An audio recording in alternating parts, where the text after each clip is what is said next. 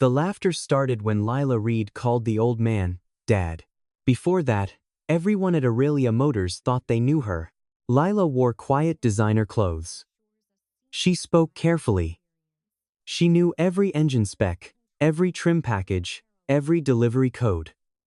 Some employees called her a rich girl working for fun. Others said she must be connected to someone powerful. Then Samuel Reed walked in. Dusty boots, faded jacket, old notebook held against his chest. The receptionist looked him over and asked if he was there to make a delivery. A junior salesman laughed.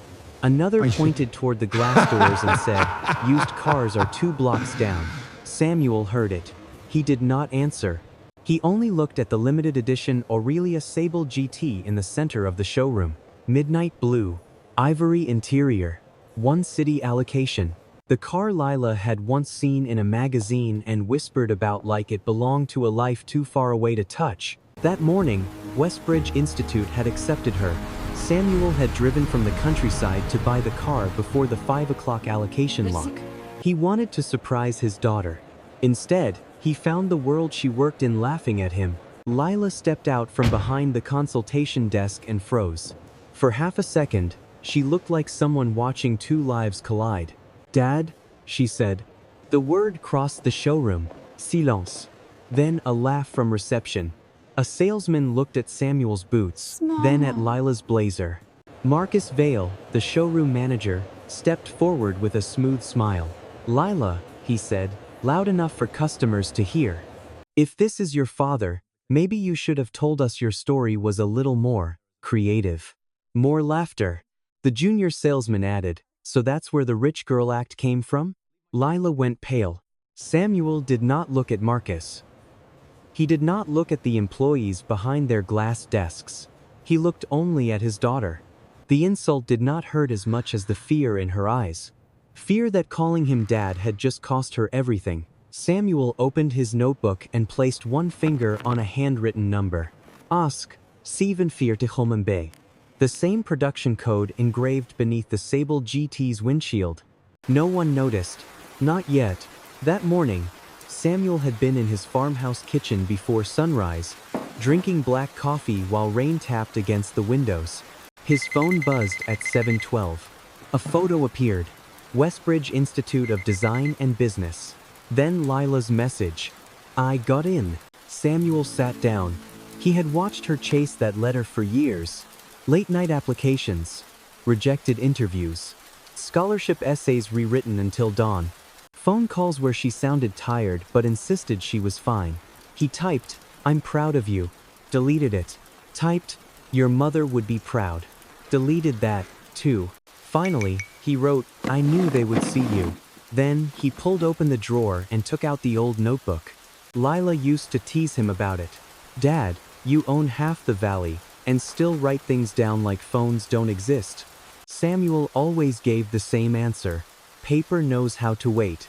On the newest page, he had written the car details 8 months earlier. Aurelia Sable GT. Midnight blue. Ivory. A. SG4. 7 MB. Delivery before semester start. Below it was 1 private line. For Lila when she gets in.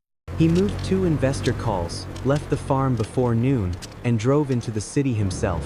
No assistant. No driver. No appointment. That was why no one recognized him. At Aurelia Motors, people were trained to notice watches, shoes, surnames, and credit lines. They were not trained to notice a man who still dressed like the fields that made him rich. Lila had learned that lesson slowly.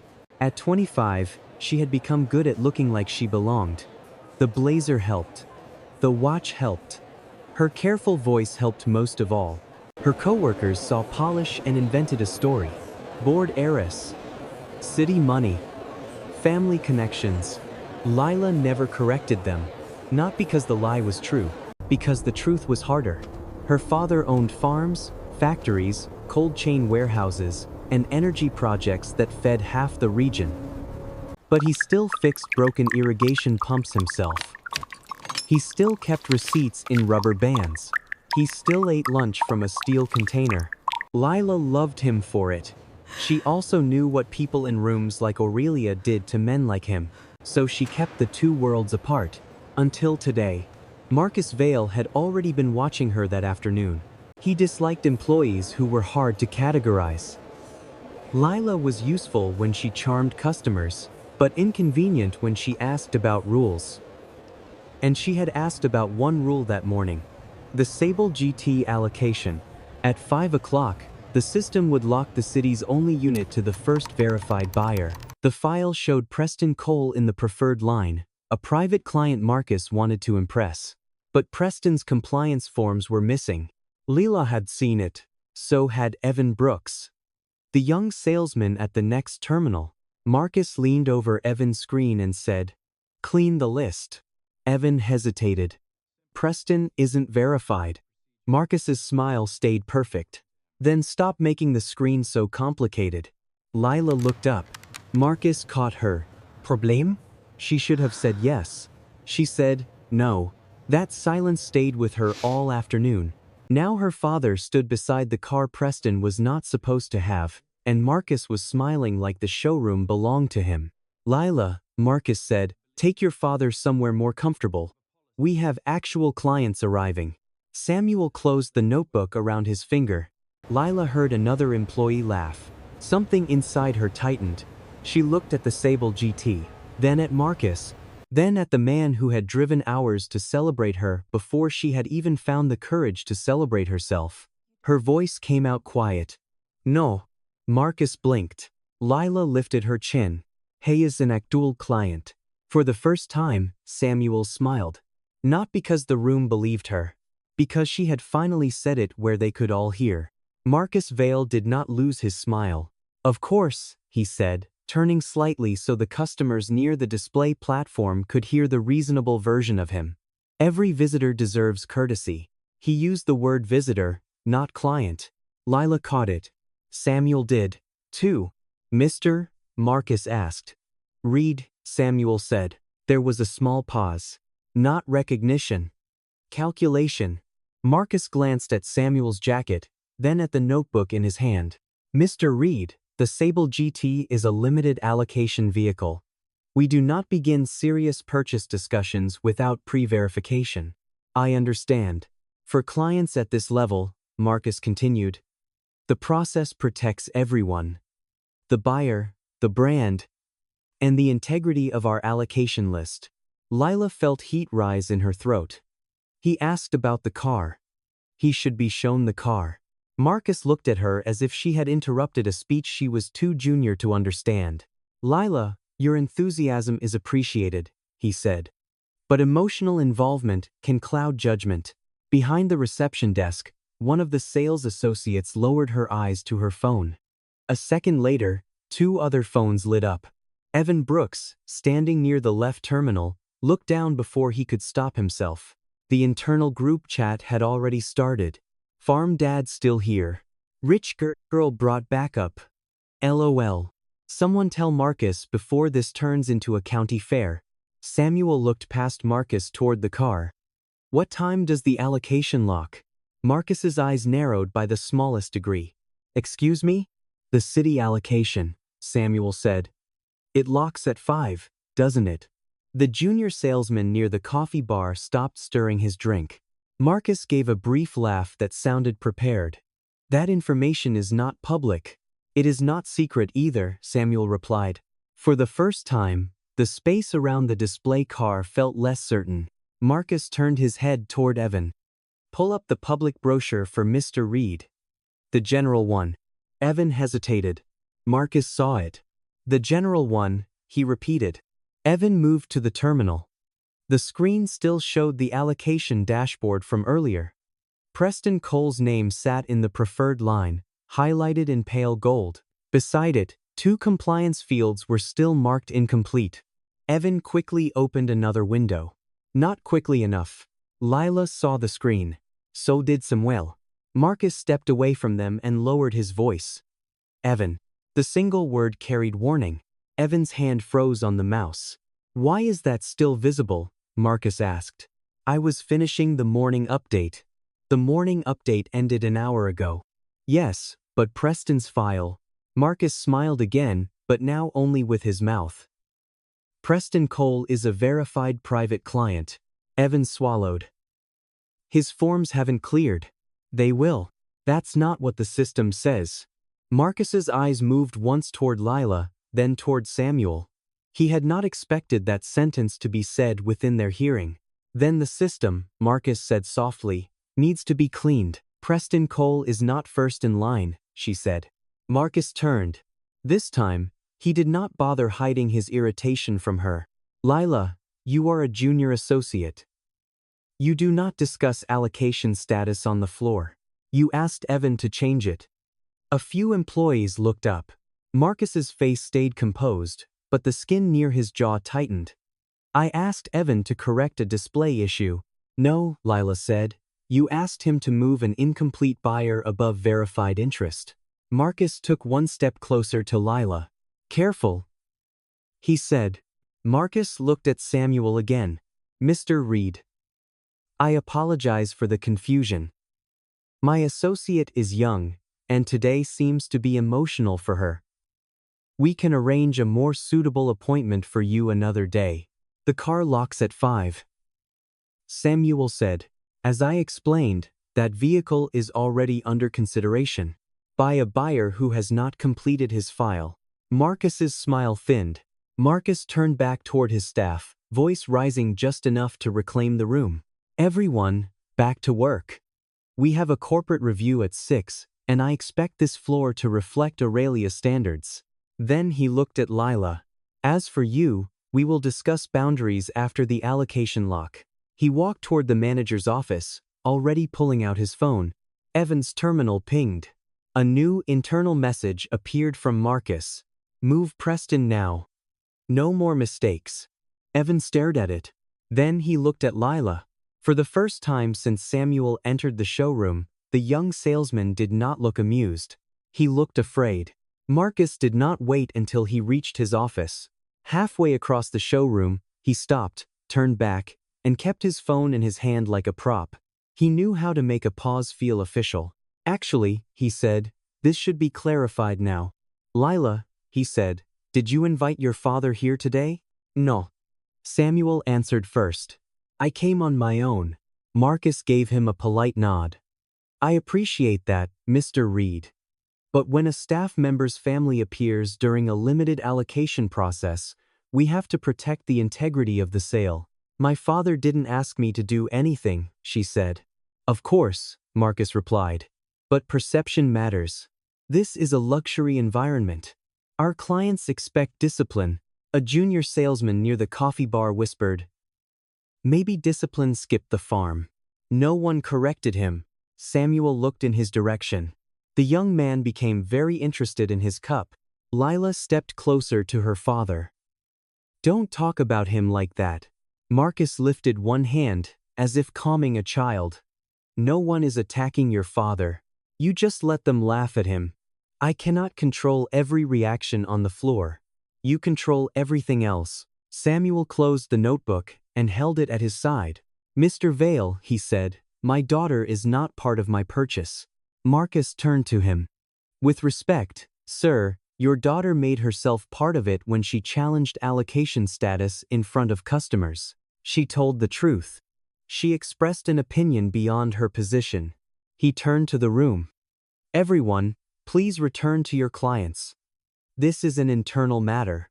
A woman from the leasing company looked at Samuel's notebook. Is that your purchase file? Before Samuel could answer, the junior salesman spoke again. That's probably where he keeps coupons. A few people reacted softly. Not full laughter. Something worse. Permission. But this was not small. This was her father. Marcus saw the movement and used it. Lila, I understand this is personal, he said, but this is exactly why family should not be involved in high-value transactions. It creates emotional pressure. My father didn't create pressure. Then why are you defending him instead of allowing the sales team to follow protocol? Because protocol is being used as an excuse. From the manager's office, his phone buzzed. Victor Lang arriving 5:45. Prep floor and allocation summary. Samuel looked at the clock above reception. 4:27, 37 minutes before the allocation lock. He opened the notebook again and turned one page. Lila saw more than the production code now. There was a line beneath it, written in her father's careful hand. For Lila when she gets in. Her throat closed. Marcus glanced at the notebook, then at the display car. Mr. Reed, I can have someone show you our standard models while we resolve this. I came for that one. As I said, that vehicle is under consideration. By Preston Cole. The name moved through the showroom like a dropped glass. Marcus went still. Evan looked down at his terminal. The junior salesman stopped smiling. Samuel did not raise his voice. Is Mr. Cole verified? Marcus took a measured breath. That is confidential. It is also simple. Lila looked at her father then. Really looked. He was still in the faded jacket. Still holding the old notebook. Still the man they thought they could move out of the way. But beneath the quiet, something had shifted. Marcus must have felt it, because his next words came colder. Lila, step away from this conversation. She did not. Samuel did not ask her to speak. He did not ask her to stay silent. For once, the choice belonged to her. Lila turned to Evan. Pull up the verification screen. Evan froze. Marcus snapped, do not touch that terminal. Everyone heard the snap. The polished version of Marcus cracked just enough. And from the ceiling above the Sable GT, the black dome camera kept recording. Evan's hand stayed above the keyboard. Then Marcus crossed the floor and placed his palm flat on the terminal, blocking the screen. This is not a public display, he said. Lila kept her eyes on Evan. You don't have to change anything. Just show the file as it is. That is enough, Marcus said. Samuel stepped beside the terminal, only close enough to read the top line before Marcus angled the monitor away. Aurelia Sable GT City Allocation. Status, pending verification. Preferred buyer. Preston Cole. Compliance. Incomplete. Samuel nodded once. Marcus saw it. What exactly do you think you saw? He asked. A pending file. Samuel said. Not a completed one. That is an internal status. It is also not a sale. Marcus turned the monitor off. Mr. Reed, he said, this showroom handles high-value clients every day. We cannot allow walk in confusion to disrupt a limited allocation. Samuel opened his notebook again. Then there should be no confusion. He turned the page and read from his handwriting. Deposit verification before allocation lock. Compliance file cleared before preferred assignment. Buyer identity confirmed before internal summary. Where did you get that language? He asked. Samuel reached into the inside pocket of his faded jacket and removed a small business card. It was plain, cream-colored, with no gold edge, no raised logo. He placed it on the glass desk. The junior salesman glanced at it and breathed through his nose. Even the card is old, he muttered. Lila looked at him sharply. Samuel did not. Marcus picked up the card, barely read the first line, and set it back down. Mr. Reed, a card does not change procedure. No, Samuel said. Procedure changes procedure. Evan looked again at his terminal.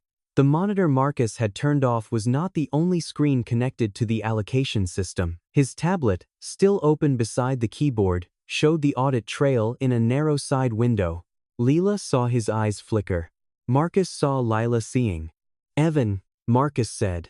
Evan touched the tablet, but instead of closing the audit trail, his thumb froze over the timestamp. 10:42 a.m. Original queue position. Walk in inquiry hold. 11:08 a.m. Manual override requested. 11:09 a.m. Preferred buyer assignment. Preston Cole. User. Monsieur Val. Below that, another line appeared. Compliance override. Pending. Lila's pulse jumped. Samuel read it from where he stood. Marcus moved fast. He took the tablet from the desk and locked it. Enough, he said. This is exactly why junior staff should not access allocation data on the sales floor. It creates misunderstandings. That was not a misunderstanding, Lila said. Marcus turned to her. You are making this worse for yourself. Do not threaten her for reading your own system, Samuel said. Marcus held his gaze. I am managing my employee. She is not a mistake you can move off a list. Evan swallowed. His phone was still in his hand. The internal chat kept moving. Marcus is going to kill this. Leela really picked today to be brave. Farm dad knows too much. Then another message appeared from the junior salesman. Someone delete this thread before review. Evan stared at that line. Marcus took one step toward Samuel. Sir, I am going to ask you to leave the restricted display area. Samuel looked at the Sable GT. Then at the clock. 4:31. 29 minutes. I will leave, Samuel said. When you tell me whether the car is available to a verified buyer before 5. Marcus's jaw tightened. It is reserved. No, Samuel said. It is being hidden. From behind the consultation desks, a phone rang and went unanswered. Then the showroom's front doors opened. A security guard stepped in, confused, holding an earpiece to one side. Marcus had called him, and now everyone could see that the manager who claimed he was protecting the brand had chosen to remove the man asking about the rules. The security guard stopped just inside the showroom, unsure who the problem was supposed to be. Marcus pointed without pointing. Please assist Mr. Reed away from the display platform, he said. We have a restricted allocation in process. The guard looked at Samuel's faded jacket, then at the Sable GT, then at Lila standing beside him. Sir, the guard began, maybe we can. He is not causing a disturbance, Lila said. Marcus turned on her. You are. The words were quiet, but they carried across the floor. Lila felt every employee hear them. Samuel shifted one step forward, but Lila touched his sleeve before he could speak. This time, she was not asking him to protect her. She was asking him to let her stand. Marcus checked the clock. 4:36. 24 minutes before the system locked. He looked at Evan. Office. Now. Evan did not move quickly enough. Now, Marcus repeated. The young salesman followed him toward the glass-walled manager's office. Lila watched through the partition as Marcus shut the door, lowered the blinds halfway, and pointed toward the computer on his desk. Samuel leaned closer to her. What is he doing? He's trying to finish the allocation before anyone can question it. Can he? Lila's answer came too fast. If Evan moves the file and I don't challenge it. Samuel looked at her. Why you? Because I entered the morning updates. My badge is tied to the queue. Inside the office, Marcus shoved a keyboard toward Evan. Through the glass, they could not hear every word. But they did not need to. Evan shook his head once. Marcus tapped the screen. Evan shook his head again. Then Marcus opened the office door. Lila, he called. In here. She did not move. Marcus's voice sharpened. This is a direct instruction. Samuel said, you do not have to go. Lila looked at the Sable GT, then at the guard still waiting awkwardly near the velvet rope. Yes, she said. I do. She walked into the office with every eye following her. Marcus closed the door but left the blinds half open, as if he wanted the showroom to see that he was still in control. On his monitor, Preston Cole's file filled the screen. Preferred buyer assignment. Compliance pending. Allocation lock. 0 hours 21 minutes and 48 seconds. Marcus clicked a confirmation box and turned the keyboard toward Lila. Verify the morning update. Leela stared at the screen. This is not the morning update. It is now. Preston is not verified. He will be. That is not how allocation works. Marcus leaned back, folding his arms.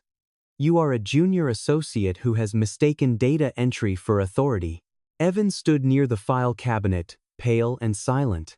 Lila kept her hands away from the keyboard. Marcus lowered his voice. You brought your father into a sensitive sale, challenged a manager in front of clients, and exposed internal data on the floor. If this review goes badly, do you understand how easy the report becomes? Sign the update, Marcus said.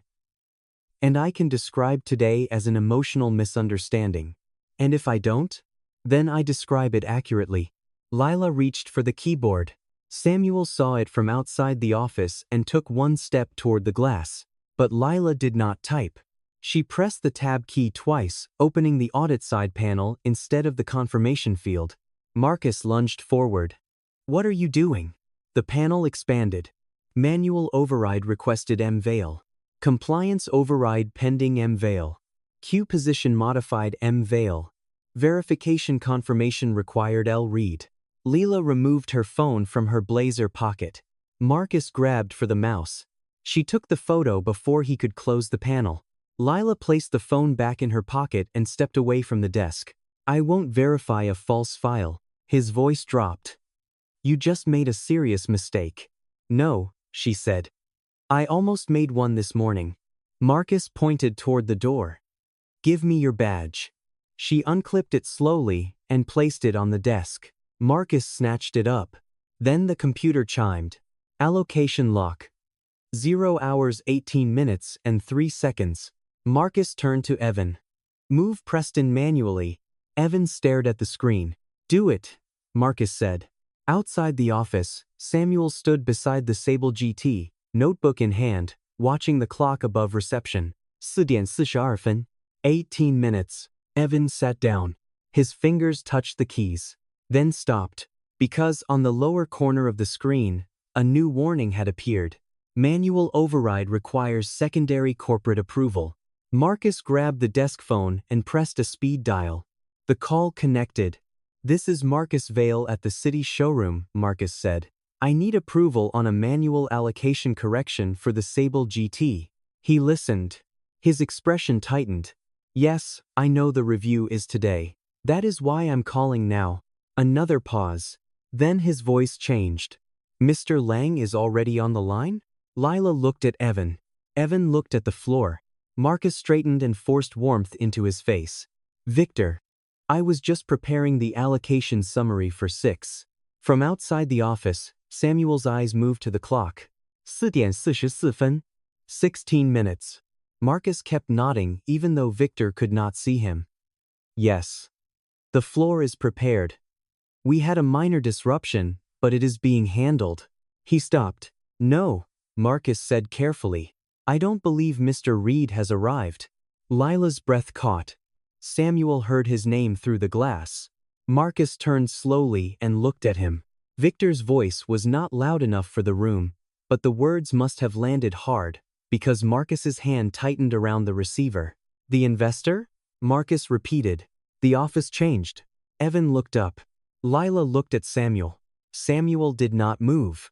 Marcus's eyes dropped to the glass desk outside the office, where the plain cream business card still lay where Samuel had placed it earlier. The card Marcus had barely read. The card he had dismissed because it was not wrapped in gold foil or carried by a man in a tailored suit. Marcus opened the office door and crossed the floor. He picked up the card. Samuel Reed. Reed Capital Holdings. Agriculture. Logistics. Energy. Long-term capital. Below the company line was a private number Marcus had seen once before in a confidential investor packet. The packet waiting in his office for the 6 o'clock review. Samuel held out his hand. "I believe that is mine." Marcus returned the card slowly. His smile came back, but now it looked assembled from pieces that no longer fit. "Mr. Reed," he said, and the title sounded different this time. "There seems to have been a misunderstanding." Lila felt the word like a slap. Samuel slipped the card back into his notebook.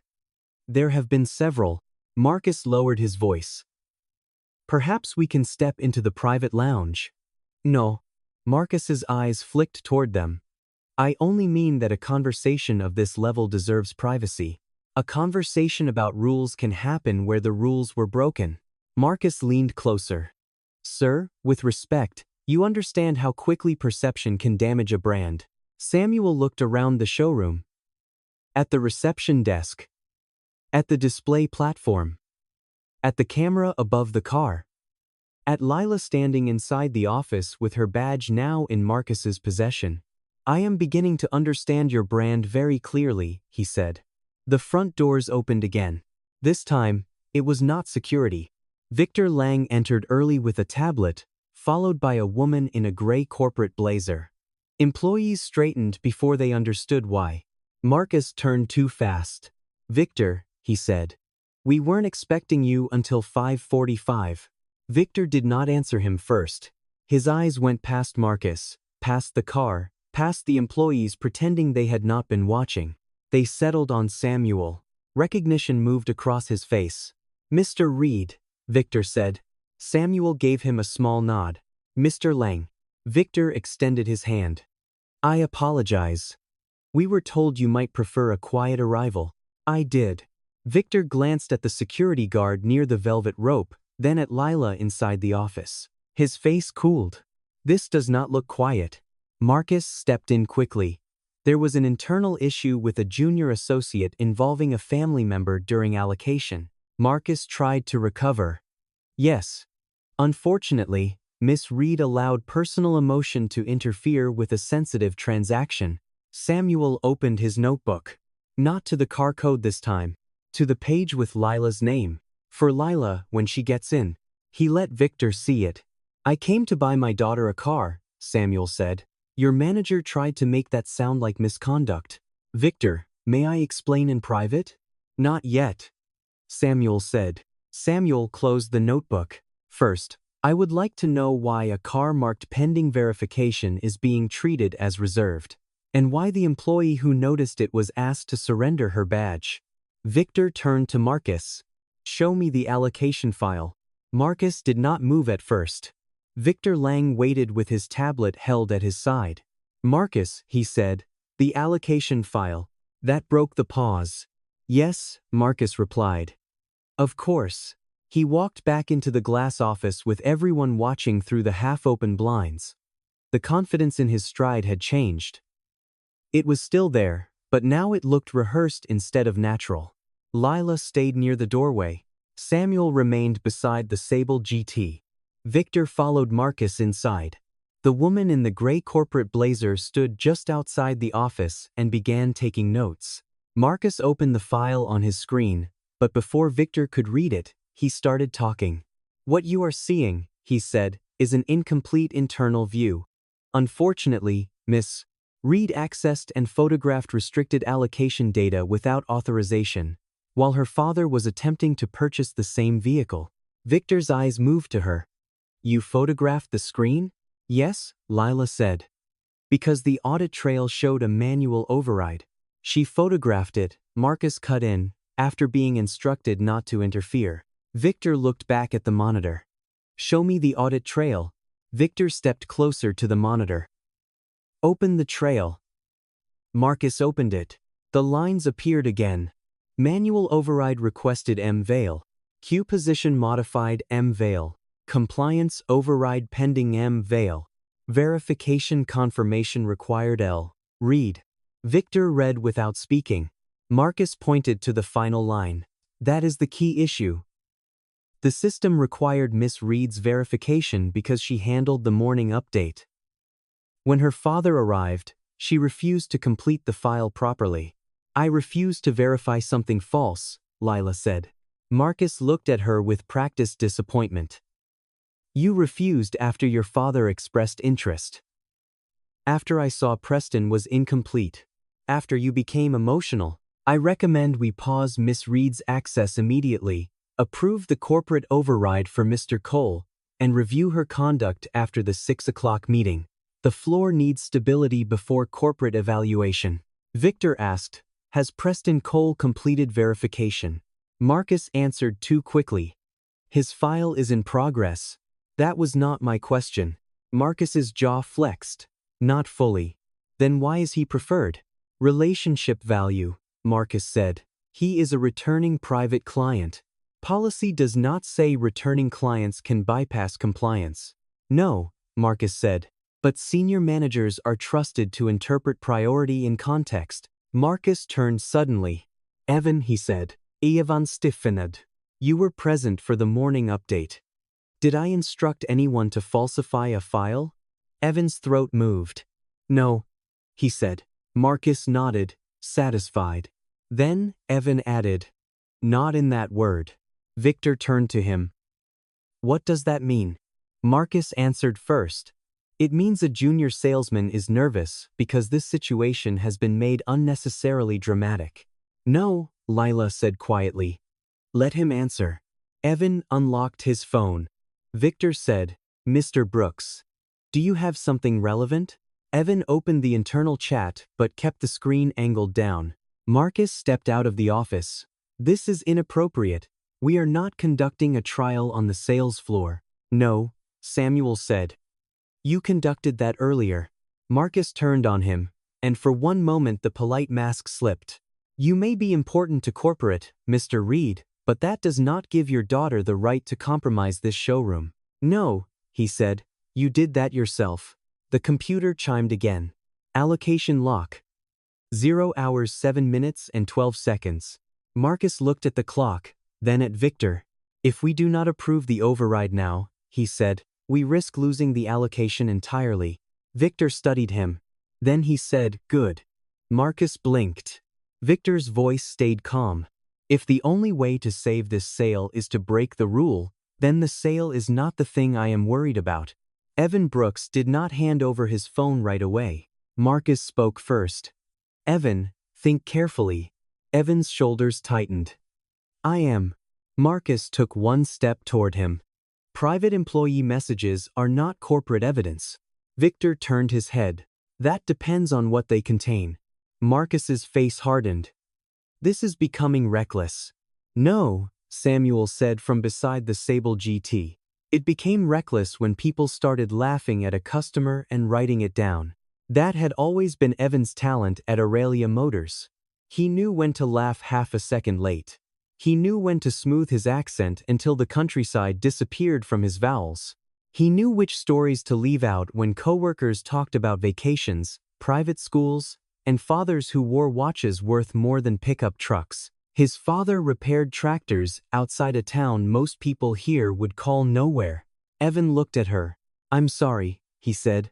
Evan turned the phone so Victor could see the screen. The internal chat filled the display. Farm dad still here? Rich girl brought back up LOL. Someone tell Marcus before this turns into a county fair. A few employees behind the reception desk looked away. Victor read without expression. Marcus exhaled sharply. Immature comments from junior staff do not prove allocation misconduct. Evan swiped down to another message. Move Preston now. No more mistakes. Senda, Marcus Vale. The showroom seemed to hold its breath without becoming silent. Phones stopped moving. Shoes stopped shifting. Even the security guard near the velvet rope lowered his eyes. Victor looked at Marcus. Marcus did not blink. That refers to correcting the file. Evan shook his head. No. Marcus's stare sharpened. Evan's voice weakened, then steadied. You told me to move Preston above the verified line. I said his compliance file was missing forms. You said to stop making the screen complicated. Marcus said nothing. Evan looked at the woman in gray. I didn't record it. But I saw the audit trail. Lila saw it. Mr. Reed saw it. And the system saved it. Victor asked, did Miss Reed alter the allocation? No. Did she ask you to alter it? No. Did Mr. Reed ask you to alter it? No. Victor handed the phone to the woman in gray. Document the thread.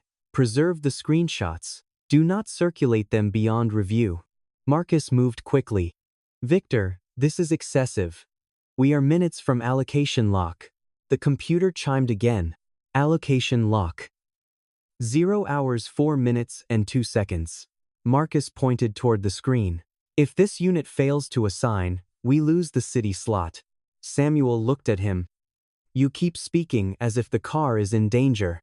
Marcus turned. It is. No, Samuel said. Your story is. Victor closed the allocation window but did not approve the override. Instead, he selected a different option from the corporate menu. Temporary hold executive review. The countdown stopped.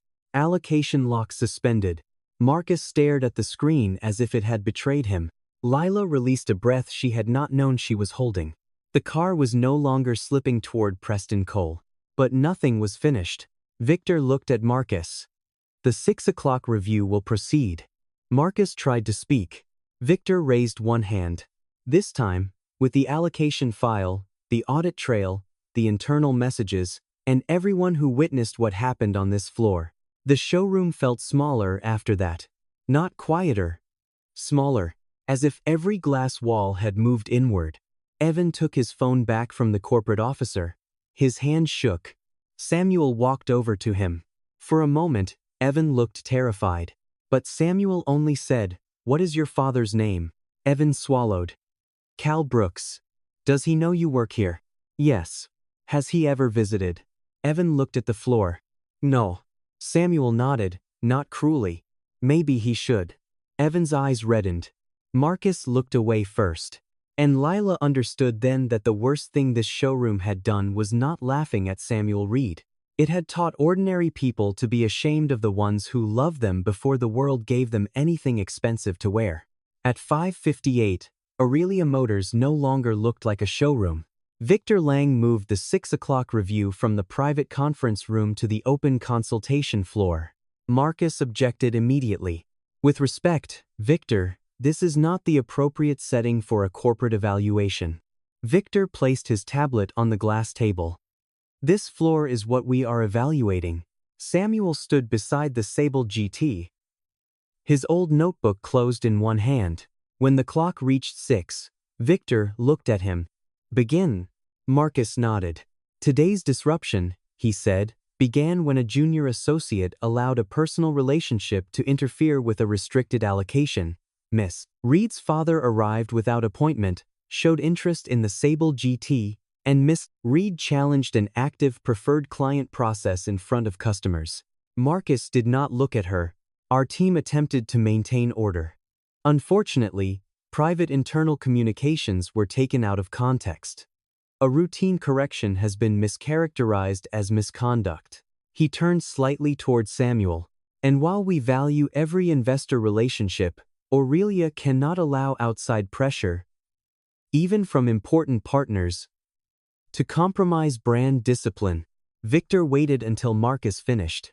Then he said, "Show the preferred client file." The corporate officer brought up the allocation dashboard. Preston Cole's name appeared on the screen. "Compliance incomplete. Deposit verification incomplete. Manual override requested by M. Vale." Marcus kept his face still. "As I said, a routine correction." Victor asked, "Was Mr. Cole verified at any point before the lock?" "No." "Was he eligible for preferred assignment?" Marcus hesitated. "In relationship context, yes." "In policy?" The hesitation lasted longer. "No."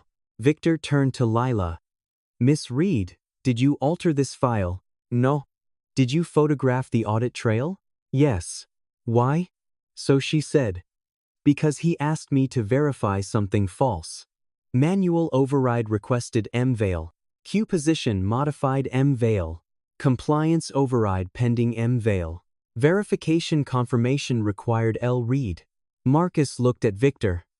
"She had no authorization to capture that image." Samuel spoke before Lila could.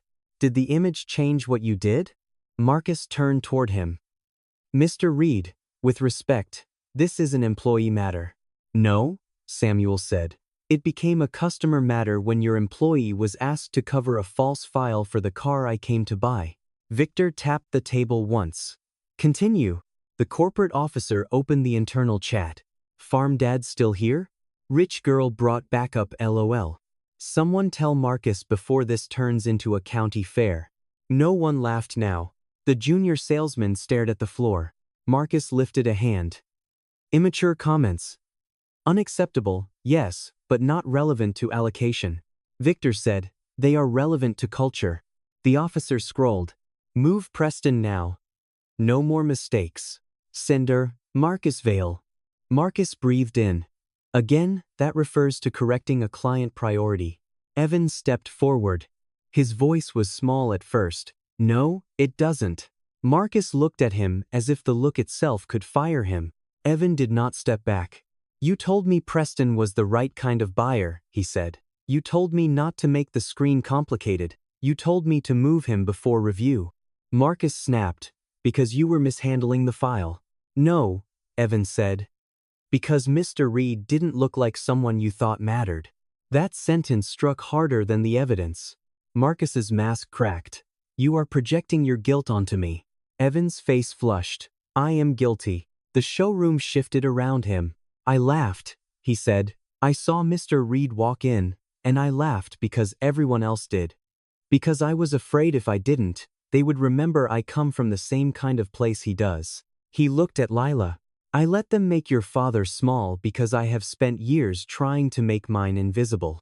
Lila did not rescue him from the shame. He had to stand in it. Evan turned back to Victor. Mr. Reed wasn't the first person we treated that way. He was just the first one powerful enough that we couldn't ignore it. Marcus tried to recover. This is emotional theater. Samuel opened his notebook.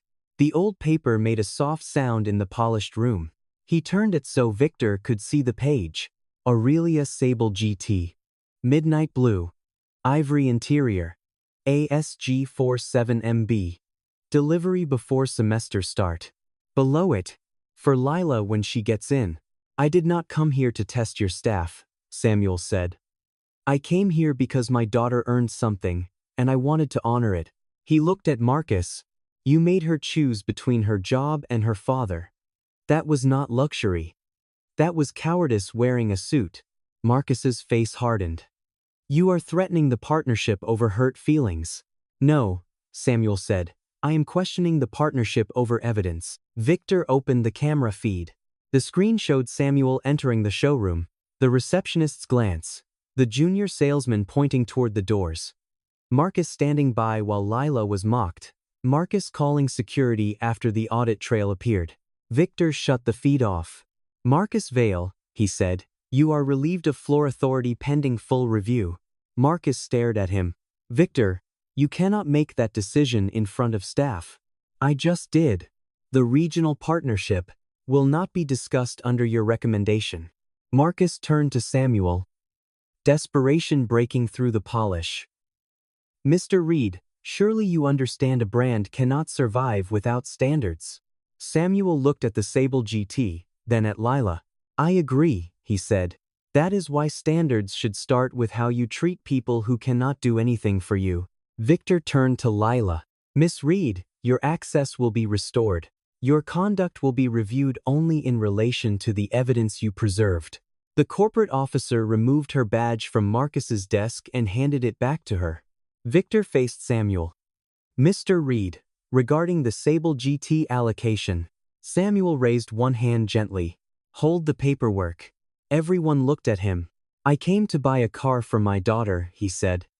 But I will not let the first memory attached to it be this room teaching her that her father had to be powerful before he deserved respect. Lila's eyes filled. Samuel looked at her. So we will decide after you decide what this place means to you. Lila stood beside the Sable GT with her restored badge in her hand. For months, she had wanted that badge to prove she belonged here. Now she was not sure here was worth belonging to.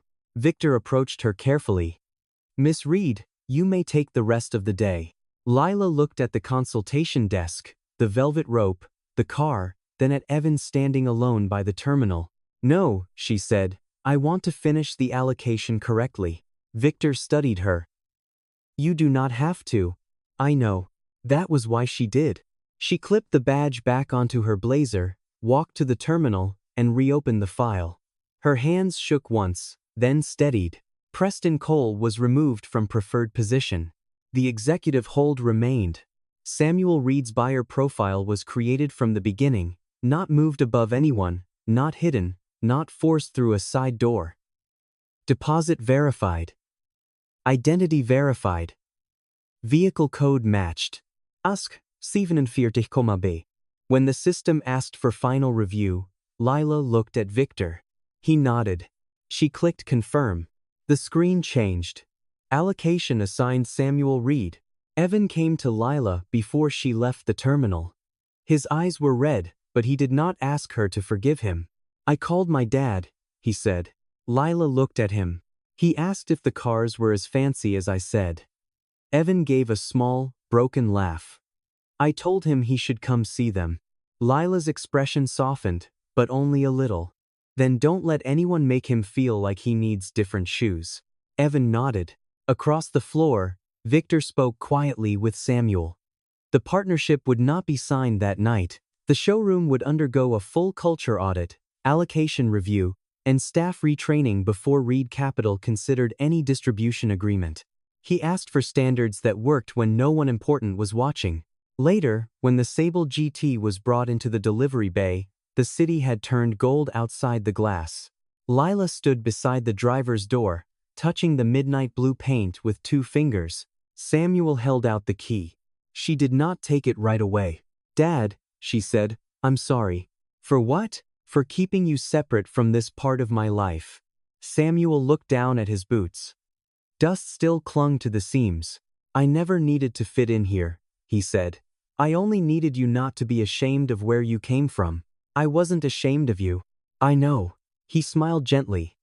"But sometimes fear wears the same face." Lila wiped her cheek with the back of her hand, and laughed once because crying in a delivery bay felt strange, and because her father had always known how to tell the truth without making it heavier than it had to be.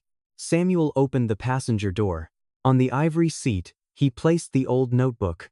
Then he took the folded Westbridge acceptance letter from his jacket and laid it beside it. The same notebook the receptionist had dismissed. The same letter Lila had hidden in her locker. 2 quiet things no one in the showroom had known how to value. Samuel looked at his daughter. "I wrote down the car you wanted," he said, "but I came here for the girl who earned it." Lila took the key then, and when she turned back toward the showroom, she did not lower her eyes. Then she opened the driver's door, picked up the notebook, and placed it on the seat beside her future.